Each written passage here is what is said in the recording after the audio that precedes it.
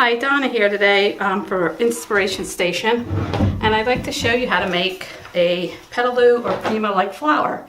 Here is the real thing, and here is the one I made for a project. So they're similar, and I like how these got all crunchy like these did here. So the first thing you do is obviously cut out your shapes that you want, and the more layers you have, the better I like them. Like I usually use 8 layers. So I would lay these all out. And then I take my distress spray or whatever you're going to use to color them. And you just spray them. And you want to hold your thing up a little bit higher. Unless you want them really dark, and then you would hold them closer. And I like to vary the colors a little bit, have different shades on them.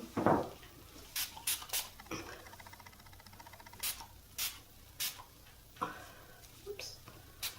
So once that's done, you can either let them dry or you can go right ahead to your next step. And I have already have some that what I do next is I spray them with a little bit of more water. And then you just take them and you crunch it up and you squeeze them into a little ball and then carefully unfold them. So now they're already starting to be distressed a little bit. And then what I do is I just start squeezing them a little bit at the tips. Now they do have tools for this, but I don't know, I like it just as much. You can use, what is it? A little straw or a popsicle stick, and you can shape them like if you want them to be rounded under, you can just take your little straw and wrap it around,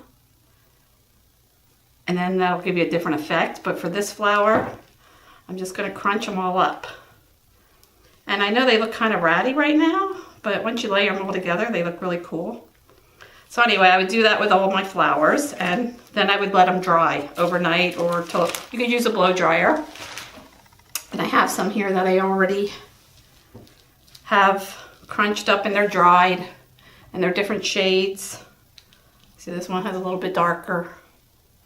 And then all you do is, if you want to use a brad, you could layer them and then just glue them together, or you can use some gems or pearls to put on top. Or I think I'm going to use a brad from the line Fancy That from MME. And what I'm going to do is, since I'm not going to glue these, I already pre-punched the holes. If you're going to glue them, you don't need to pre-punch the holes. Putting a hole in the middle kind of makes them a little bit more, when you start playing with them, they kind of might rip easier, I should say. So you got to be careful if you have a hole in the middle. So then I'll take this and I'll start with the biggest one, the 2 biggest ones. No, actually I lied. I'm going to start with the smallest one and put the hole in through the brad. Come on. And then you just start putting them through and then kind of like overlapping each other. And then you take the next one. Oh, this one doesn't have a hole in for some reason. Neither does this one. So I have this conductor's punch I got at a garage sale for $1. And it works great. Except for the fact that now I ripped it. Alright, forget them. Anyway, I'll just go on to the next one. Or you could use a punch. So anyway, just keep layering them through. And there you have your flower. Now you might want to play with it a little bit to get the evenness, but isn't that pretty?